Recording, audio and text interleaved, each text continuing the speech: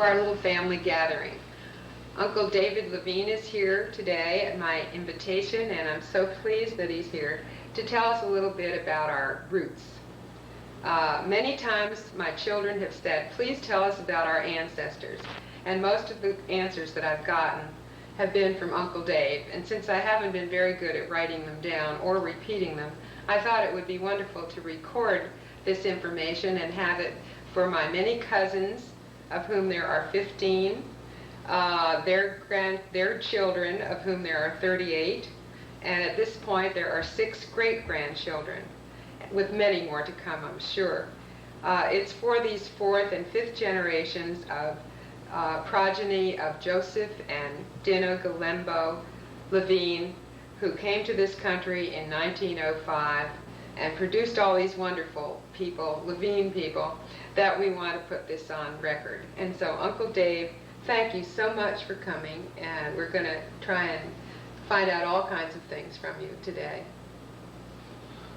I'm delighted to be here, and thank you for inviting me. It's always a pleasure to come to your lovely home, and always a pleasure to meet with you and your wonderful children. Thank you. I'm delighted to see Adam. He's grown up to be a tall, handsome young man, and I'm sure he's going to be a very successful lawyer, as is his father, and reach the heights. My best wishes, Adam. We have been blessed with a wonderful set of parents.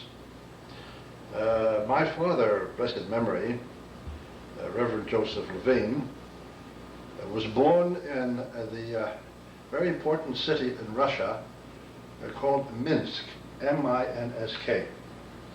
It contained a very large, affluent, and very important Jewish community, many great institutions of learning.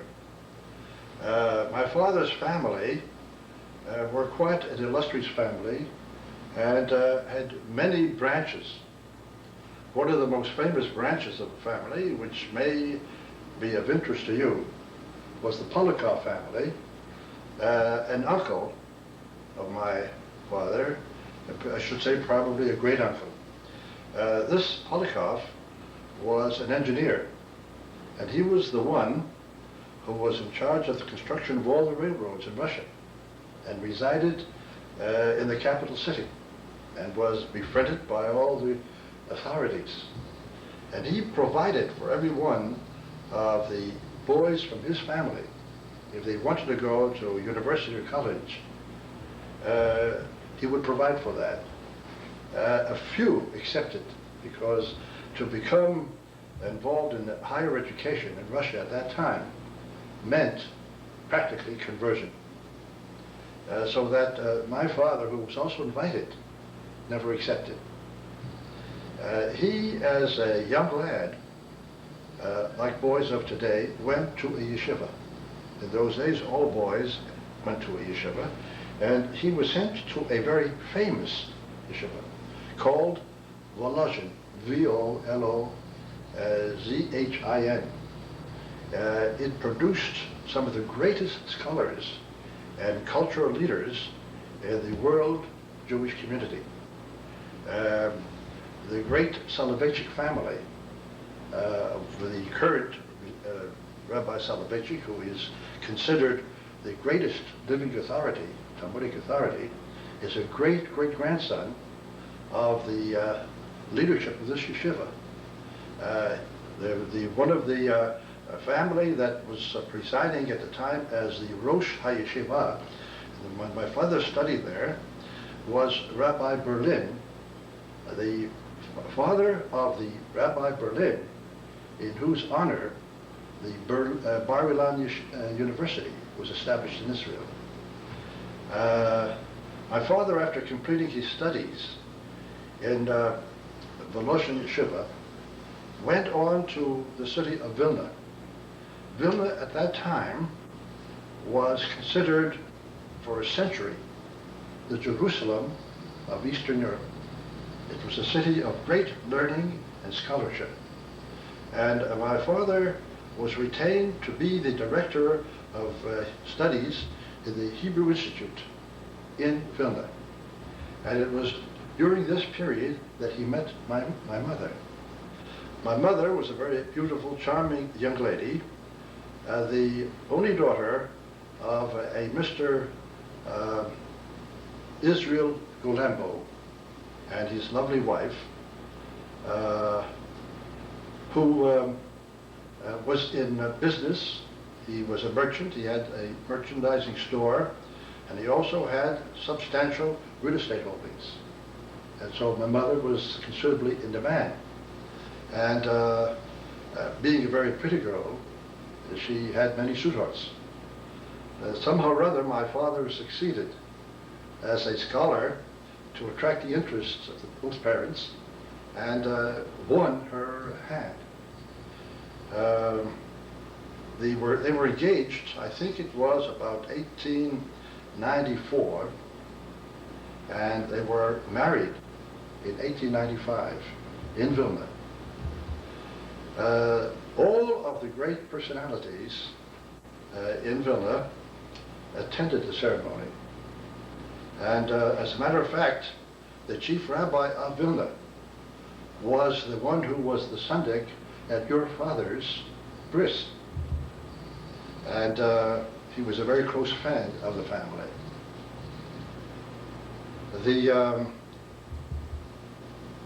In 1904, all of us 6 children were either born or conceived. Albert was just about conceived. My father was invited to give up the position of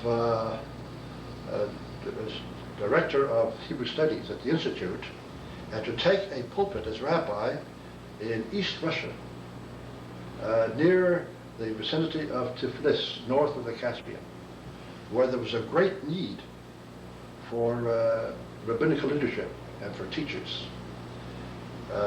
Most of the scholarship and leadership was in the East, and not too many wanted to go out into the, was rather, I should say, in the western part of Russia. Not many of them want to go on to the eastern areas, which were less populated and less Jews. He accepted the invitation, and he was traveling by official programming to be interviewed by his congregants, possible congregants. And as he was traveling through all this vast country, he realized and recognized that the country was not in a very peaceful status. In 1904 was a disastrous year of the Russian-Japanese War, which the Russians lost. They conscripted every available man, and Jewish boys were forcibly taken from their families at the young age of 11 and 12 for a 25-year servitude in the army. He saw all of this taking place as he traveled to the eastern areas, decided that this was not the place where he wants to raise his family. And he went back to Vilna, and he said to the rabbinate authorities, "This is not the place where I want to be with my children. I am taking my children to America." He resigned. It wasn't, it didn't have anything to do with persecution at that time, or bad conditions in the ghetto that led so many Jewish people to come to the United States. During that period, following the historically recognized atrocities of the Kishinev pogroms, which began some years prior thereto, conditions were very difficult for Jews in the outlying areas. The restrictions then prevailing on Jews was they would not be permitted to have a higher education unless they gave up Judaism. They were restricted in many other ways. Representations were made to Russia by Teddy Roosevelt and by the American government, so that Russia was not the power it became some years later, but it was still a very great power, vast land. And because of the persecutions that were prevalent from the late 1800s, the migration to the United States and to other parts of the world, but primarily the States, grew with each decade, so that the influx in the United States began probably around 1850-60. By 1890, there was a considerable colony in America of Jewish people, mostly from Germany and Austria, who were smart enough to escape and who established themselves in this country. And they were the people who received the influx when they came from Eastern Europe. But the German early settlers here were not very happy about the influx of these poor that came, as Emma Lazarus described. Right. And so they exploited them. That was the situation that existed in Russia. It was not the kind of place that my father felt he could raise his children. America was considered to be a land of gold was in the streets, but on the other hand, from a Jewish cultural point of view, it was considered a place where you could lose your Judaism. And so the authorities in Eastern Europe tried to dissuade anybody from going to the United States, or for that matter to go to Western Europe. But most of them did in any event. My father, having an official passport, an official status, had no difficulty in arranging for his transportation and travel to the United States, or for his family to follow him when he was ready. And that is what he did.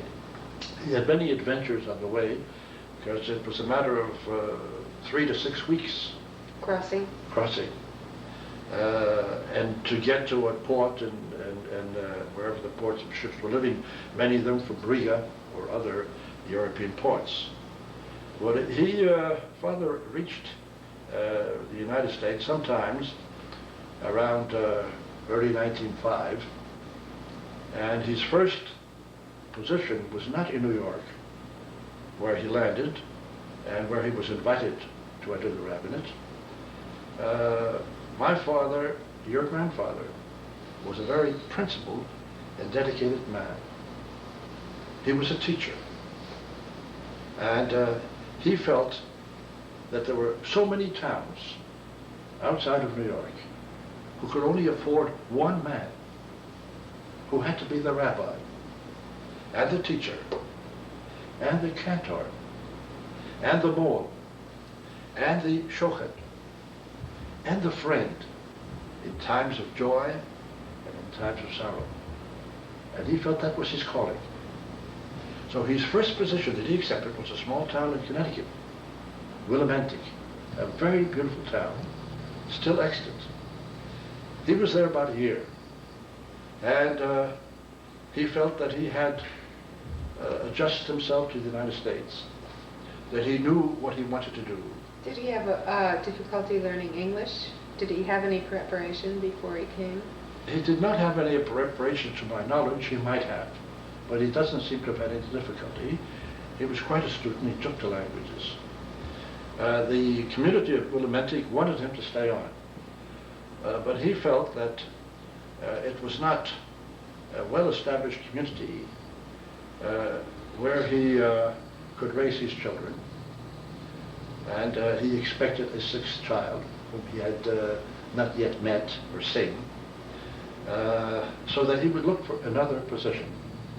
And he was invited to become the rabbi and the kol-bo, the one who would provide all requirements for a town of Donora, a suburb of Pittsburgh in Pennsylvania. He accepted that pulpit and responsibilities. That was a mining town, wasn't it?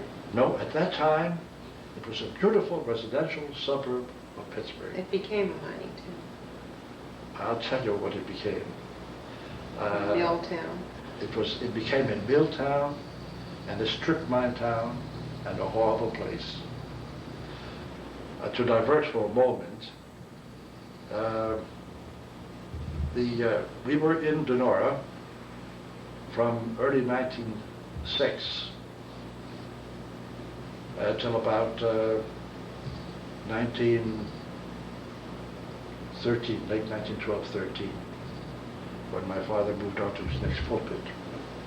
It was a beautiful town, beautiful little station, all along the Mongol Hill River for several miles. It was a magnificent park. The school was a beautiful little schoolhouse in an area of about 4 acres, and all around the grounds of the school were the trees we would planted by the children on Arbor Day. And it was a lovely town with a little suburb residential town. We left Donora for Glace Bay, Nova Scotia around January of 1913. November, December 1912, my father accepted a position in Glace Bay. And it wasn't until about 1940, in the 40s, that I had a case that came up, brought me to Pittsburgh in behalf of some of these crane manufacturers whom I represented at that time. And being so close to Donora, I said to the gentleman, who was my client in the matter, that I would like to drive to Donora and see it. You were in for a rude awakening. He urged me not to go. I insisted. What a letdown. Instead of park all along the river, there were steel mills belching smoke. All the nice parts of the town was torn by strip mining, and they left hills which were never straightened out. I did find the station. It was an oasis surrounded by hills from the strip mining. A beautiful little station. I did find the synagogue that my father built. I imagine that synagogue was a tremendous building. It was a little house about 20 by 60, 2.5 stories, brick. A beautiful little structure with all the facilities, but enough to accommodate a community of about 100 people. And so it was miniature. When I walked in there, I couldn't imagine. This was a big synagogue. I remembered as a child. It was a disillusionment. I never went back to any other town I'd been to where I lived. You can't go home again. I didn't go there again.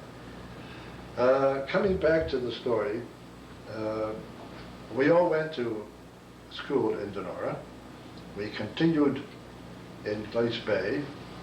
And in Glace Bay, we were there from about 1913 to about 1918.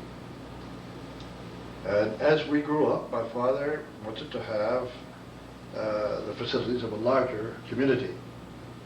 And he next accepted a pulpit in St. John, New Brunswick, which was a substantially larger city with a very fine Jewish community of several hundred families, very fine facilities and institutions. And we were in St. John through to 1922. In 1922, we moved to Albany, and I was the reason. My brother Isidore, who was your father, he was the most brilliant student in Glace Bay High School. He took every prize. His marks, I'm talking about the top being 100%, he was about 101 on every subject. Nobody had a chance. He was utterly brilliant. And it was decided that he should go to college and get a BA degree and either go into teaching or possibly accounting or business administration. He selected Albany because in Albany we had cousins of my mother. The Smith family, yes? The Koblenz family. The Koblenz family. The mother of the Koblentzes was a Bela Koblenz. We called her Muma Bela, or Aunt Bela. She was the daughter of Israel Galembo from the first marriage. And there was perhaps 15 years difference in age. It had been my mother, who was the only child of the second marriage. And she migrated after she married Mr. Koblenz and settled in Albany. And the Koblenz family were very active in the Orthodox community of Albany. They were very happy to have a visitor come there, and he entered the State University, where he finished with high honors. He resisted, shall I say, a liberalization of his practices, religiously speaking, for several years. He came back to St. John, but it was very difficult for a young fellow. When he left Clace Bay, because of his brilliance, he finished high school very early. He was all of 16. And 16, 17, and 18, he resisted, but how much resistance could there be? The Koblenz family were affiliated, active with the Orthodox congregation, but they were a little bit liberal in their practices. And in school, the students of the Jewish background were all from liberal families. Those who went to college in those days were prepared to be very liberal, and gave up much in order to try to assimilate. So that while he was influenced by this association and of with his peers, he was always deeply attached to his tradition.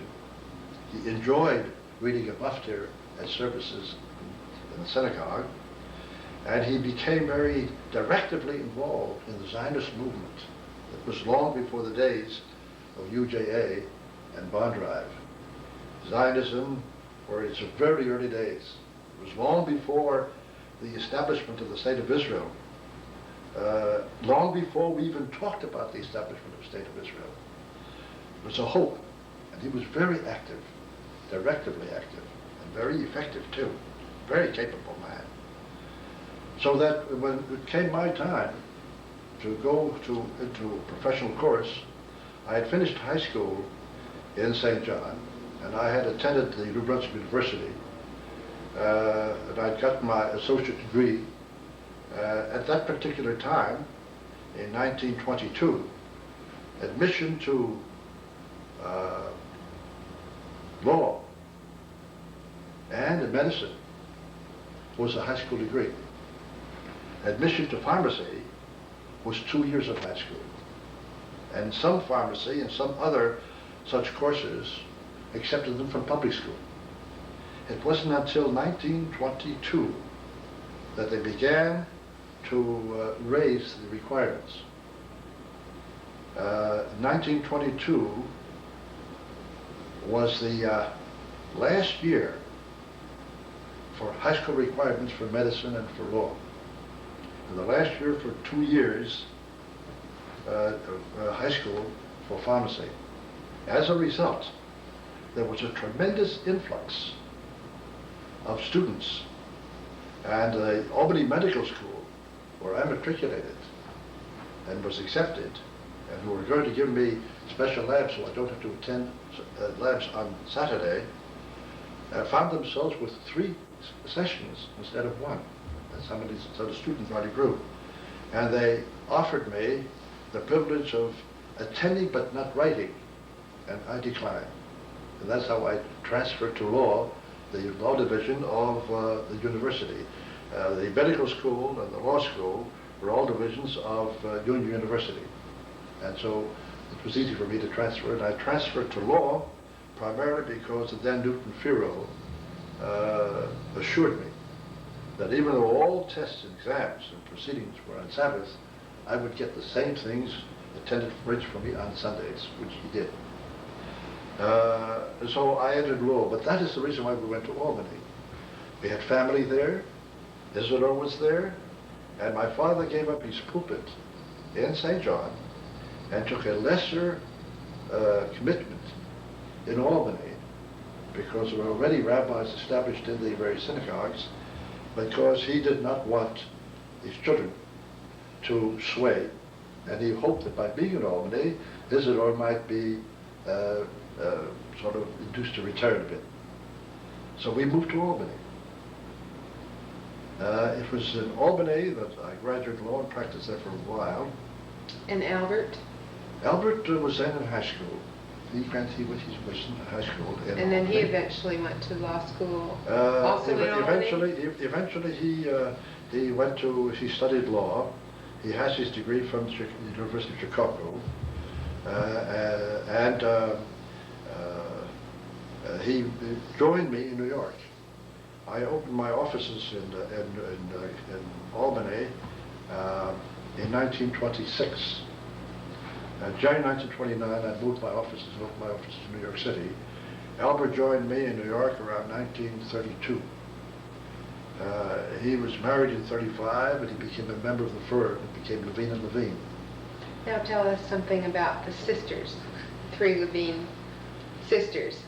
Emma, the number 1 child, and my older sister, may she rest in peace, met her mate in St. John. The Garson family were one of the director families in the community. And she met and married, and Frank wooed her, and they were married in St. John. And their first child, River, was born in St. John. I never knew that. I think that they were married probably in 1921, about a year before we moved. And River was born in 1922. The Garsons, I think, remained in St. John until about 1930 or 31, when they moved to Albany. Sally and Helen, they moved with us to Albany, and they became trained secretaries. They had already graduated high school in St. John prior to me, and were already working as secretaries in St. John. And within a period of years, they met their mates and were married. Isidore was married first, I think 1926. 25. 24, 25. Oh, 24, you're right. 24. I should know that. And Helen was married late that year in 24, and Sally was married in 26. My father, after the children were married, remained in Albany. He then had an invitation to become the one man in Amsterdam, New York, and he took the position there, where he was the rabbi, teacher, cantor, mohel, and shocheit. A very small but lovely town. Sally lived in Schenectady. Isidore lived in Albany. So that they had 2 of the children there and grandchildren, and were very happy there. It was about 1934 that I induced my father to retire and come to New York. And Mr. Rabbi and Mr. Levine came to New York and took residence in Bensonhurst. Albert was married in 35, and though I was left as a bachelor, doing very well as a lawyer, it was of interest to them to be married. And I did meet Cecile after the holidays in 1934, and in June of 1935 we were engaged, and in September we were married. And shortly after the marriage, my father went back to Amsterdam. He didn't want to retire. And they were there in Amsterdam another 2 or 3 years, but the winters were hard. He was getting on. So that about 1937 or 8, I again was able to get my father to retire. This time he moved to Kew Gardens, close to where we were. We were living in Gardens. We had our home there, and Elaine was already there, and then the others arrived. I was very active in the community. I was the founding president of the Kew Gardens Synagogue. I was active in the various national organizations, all of which were a source of joy to my father. And he and my mother had very good years, thank God. He was taken in 1947. He was then 77. And in 1950, mother was taken. She was 79. That brings us up to the situation. Now, what questions would you like to ask?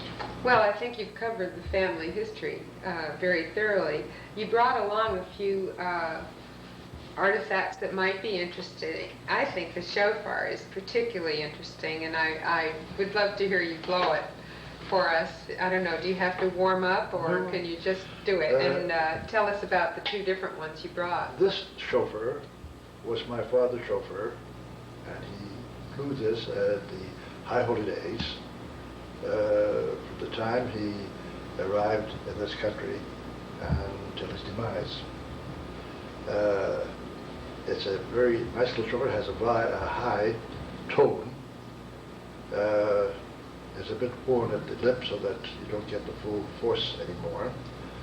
I can blow it, but not as good as he did.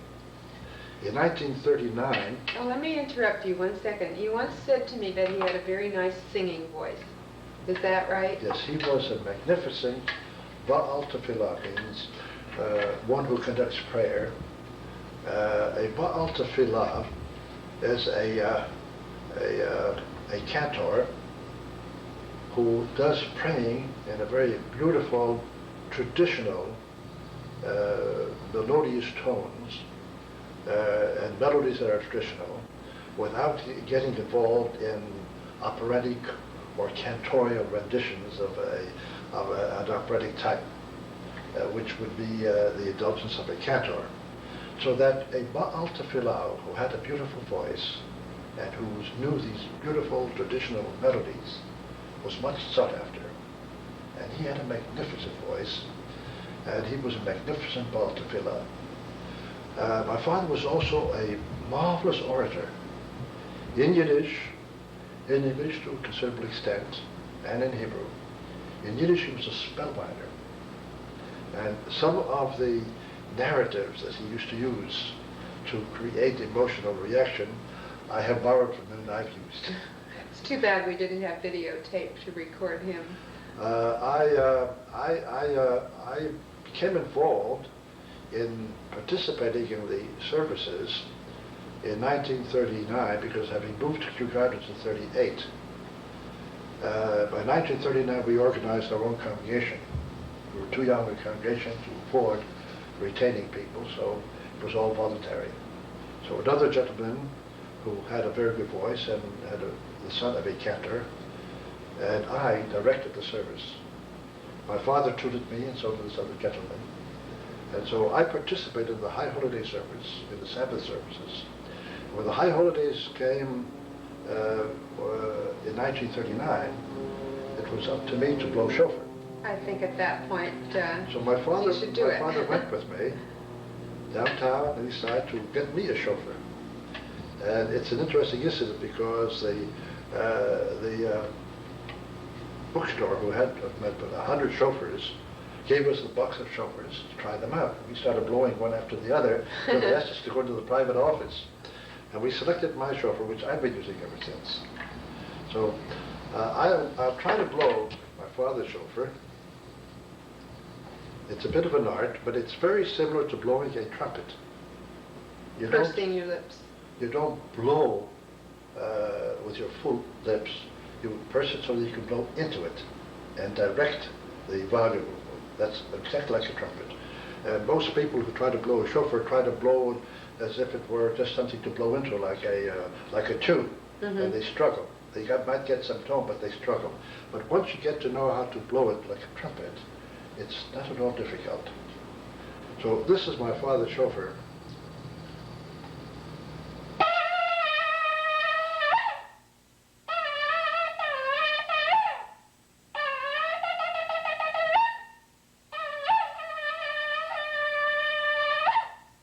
Now it's a loud tone. My father got more body out of it. reason for the four different annotations is that the blowing of the shofar involves first a long call, sort of a call to duty, a call of awareness to pray. That's one long tone. And then there is one that's a triple tone. That's a sort of an alarm. You've got to be a little bit more cautious, and that would be like 2, 2, 2. And the length of these three has to be the same length as the one.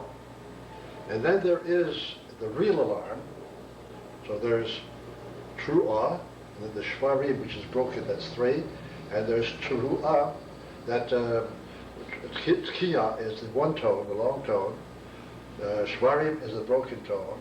And tru'ah is the alarm, and that has 9 digits. Each of the 3 of the digits are equal to 1/3, one of the broken one, and all 9 have to be the same length of the single tekiah. But the one that the shofar that my father helped me select is a little bit more of a bass tone, and it was easier for me. You find a shofar that's easy for you. So I'll give you an example of this.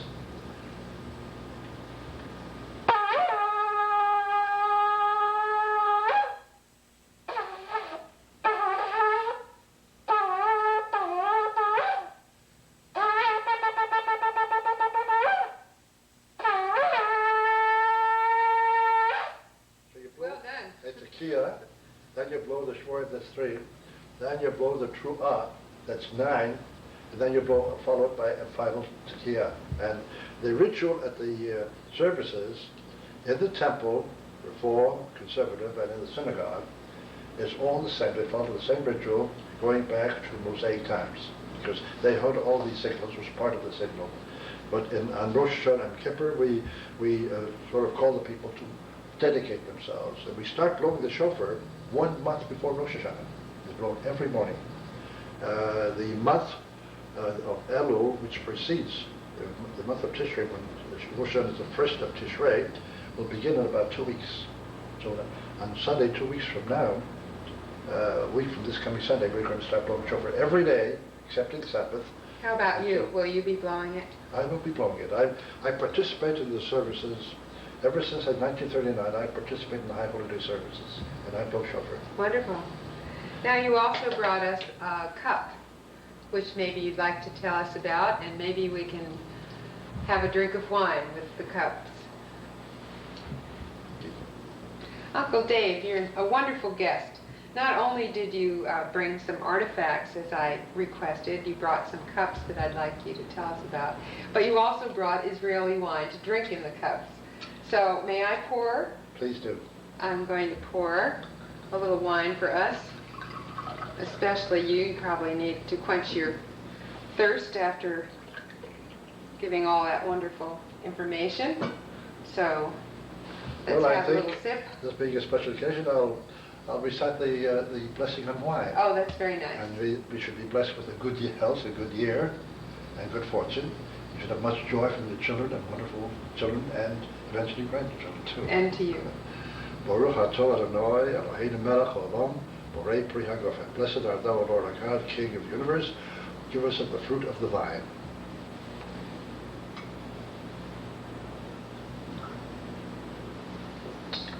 This cup, Melba, is a cup that your grandfather, my father, was presented by my mother's parents as a gift on their wedding day. It's a very beautiful silver, sterling silver, pure silver cup, traditional design, and this has been his wine cup with which he greeted the Sabbath and the high holy days and all holidays and every happy occasion, including the marriage of your father and mother. Isn't that a wonderful, wonderful thing to have? This cup is one of our collection, but I brought another cup along so that you would participate with me in this toast. Thank you, and this wine is lovely, really lovely. Yes, very nice wine. Good luck to you, Adam. He brought a number of things along, but there's one in particular that I think is really so interesting. A perpetual calendar that dates back to 1904, and it was owned by my grandfather, your father, and I think maybe we can pick up some of the printed cover. This comes from Vilna. Vilna.